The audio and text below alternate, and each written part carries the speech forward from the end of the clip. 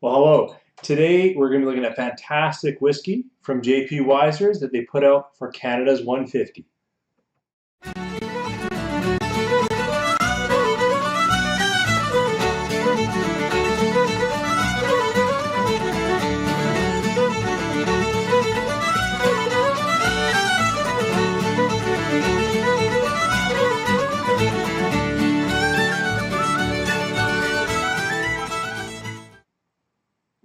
Well, hello, I'm Jonathan, and I am your whiskey neighbor to the north, likely. I'm in the Edmonton, kind of central northern Alberta region, and I have been getting into kind of Scotch and bourbon and lately Canadian whiskey a fair amount. I wanted to share that passion with you guys. So for my first episode on YouTube, I thought I would start with a very special expression. It is JP Wiser's Canada 150, or just JP Wiser's 150 that they put out for Canada Centennial. So I'm going to open up the bottle and we'll get into my review. Normally, I actually won't be doing an uncorking. I don't quite have the financial support to be able to open a bottle every time I do a review. But since this is such a special occasion, episode 1, I thought I'd get a brand new bottle and see how it pours. One of the first things you'll notice when you got a bottle of JP Wiser's, Legacy, or any of the special expressions that I'm jealous I can't get here in Alberta, Dissertation, Union 52, anything that's been around a little while, you should notice a fair amount of crown color. The age on Canada's 150 isn't specifically released, but Dr. Don Livermore, who is the master distiller at JP Wiser, has indicated that they put this into barrels in the year 2000. And since this came out in 2017, I'm thinking it's going to be somewhere around 16, 17 years. Another couple of interesting tidbits about Canada Wiser 150. You'll notice probably in the larger graphic up there that each bottle, it's a limited release. They put out, oh boy, I know this number, 7,800 and something. You'll have to Google the actual answer. Bottles of this, and at first I'm like, well, what's the reason? Well, if you look on the graphic, you can see in this one it represents a week since Confederation. So every bottle has a date stamp on it. So the bottle I'm pouring from represents April 14th, 1952. Now that's just a little bit ahead of me, so I can't say I recall that week, but I hope it was a good one if it has memories for you. I'm going to, just so you know, this is my first podcast, so I'll probably say a few too many words and I won't have a flow yet. But if I am going to do a review, I want to do it up front and then talk more about whiskey and other things going on later. So first, back to Canada 150, a little bit on the nose. Well, I find this whiskey actually fairly gentle and welcoming on the nose. Of course, in any Canadian whiskey or a light bourbon, you're going to get a few notes that you get from corn. So here, a little bit of butterscotch, light vanilla.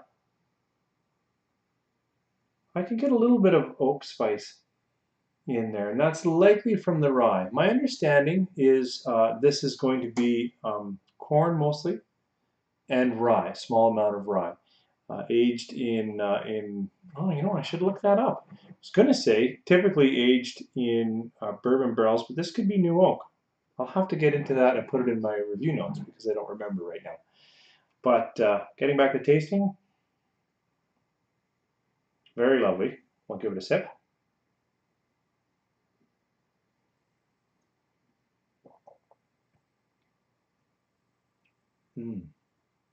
Actually, I'll be honest, when it first came out in July, I was able to get a bottle right away and enjoyed it with some friends. We really, really liked it.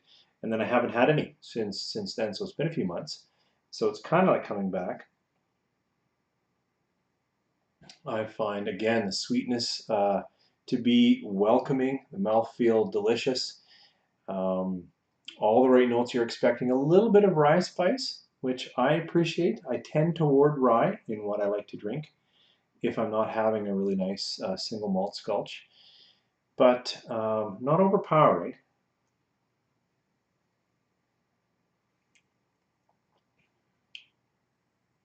Yeah, there is sometimes I find with any of JP's products um, a sweetness that even on the edge to a candy corn. Some people have said maybe a bubble gum.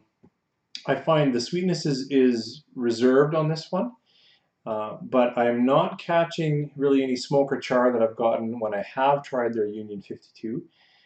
Very similar, I would suggest, to their Legacy or maybe their 18-year-old, but very, very nice. I would certainly be proud to put this on a shelf as a Canadian. And if you're not Canadian and you come across a bottle like this, especially with its limited release, it's 43.4% alcohol, which helps bring up some of the flavor. I would definitely give this, 4.5, pushing 5 stars for sure because of its uniqueness. I would say absolutely 5 stars. So that's my review. Next segment I found to talk about was probably a little bit about advice in the industry. So um, I don't mean advice in the industry. I mean my comments and thoughts about the whiskey industry or recommendations to people that are just starting out whiskey drinking. You'll notice the selection that I put out here is really the bottles that I currently have on the shelf in Canadian whiskey. I got into Canadian whiskey only this year, and already I'm finding that there's quite a depth in product that you wouldn't expect from Canadian whiskey at first. You'd think of the stalwarts, you've got your Crown Royal and your Canadian Club and 40 Creek, and they're good, and they're easy drinking, they're mellow, they're soft, but I really want to call out Corby and their Northern Border series.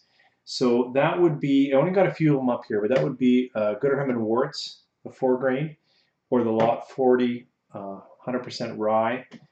And they got a Pike Creek 10-year that's aged now in rum. I guess it came out in port, but I never had that expression. And I just think like these whiskeys are really standing out in Canada. And as my first podcast, I thought it'd be great to highlight that series. Having said that, there really is some other wonderful Canadian whiskey out there. If you're just tuning in, you saw Canadian whiskey in the tag.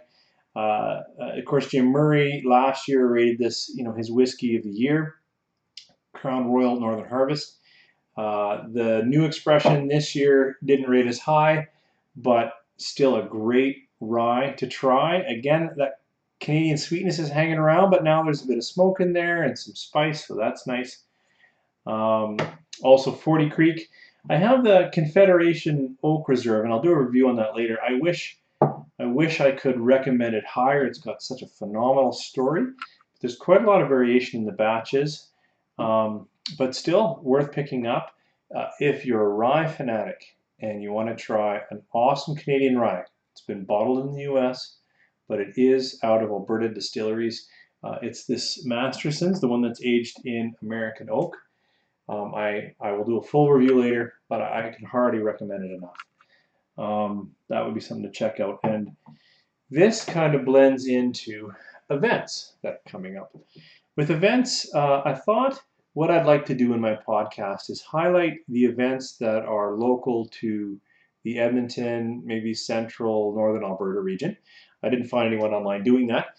I'm mostly right now, since I really don't have any connections, I'm just highlighting events that I find on Eventbrite or maybe I've seen on a poster.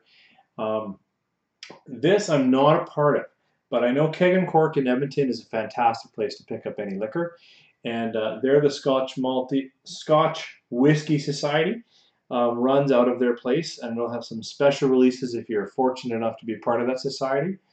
So this October, they've got a tasting on October 5th, that's Thursday, and on October 6th, that's Friday.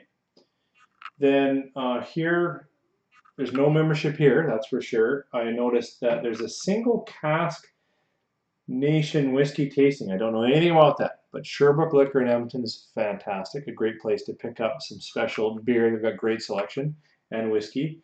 And I noticed that Craig Brigadier will be presenting the Dalmore collection at Wine and Beyond, the Windermere store. And I've been there for a few tastings. They do a great job.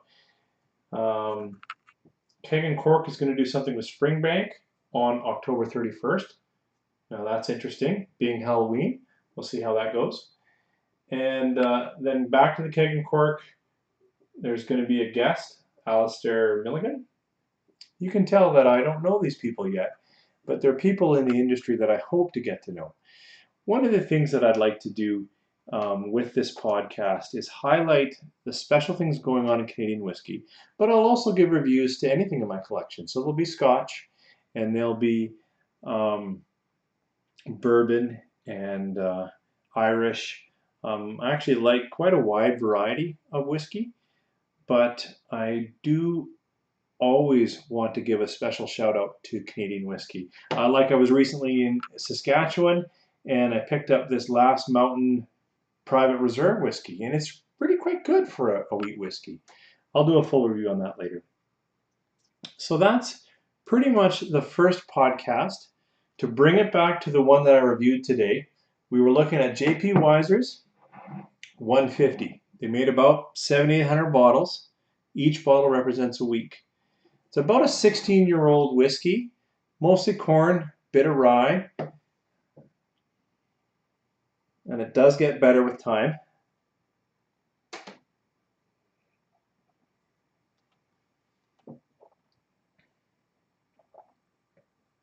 I would say, boy, that's really well put together. The more I let that kind of coat in my mouth, or even with the finish, is long, but not overly drying. So it must have a reasonable amount of rye, but not too much. But very, very delicious. You'll notice already you're thinking, he hasn't given me a lot of tasting notes. I should say, tasting is incredibly subjective. I watch a fair amount of tasting YouTubes, or read blogs, or listen to podcasts, and as I get to know the person presenting, and I hope you get to know me, I start to understand what they like and the way they describe things. Then that helps me with a purchase decision, which is why I want to share this, to share the things that I enjoy, or maybe the things that I didn't enjoy and would suggest you avoid. But if I like something, it's not really 100% that you're going to like it. And if you really like something, I may not like it either.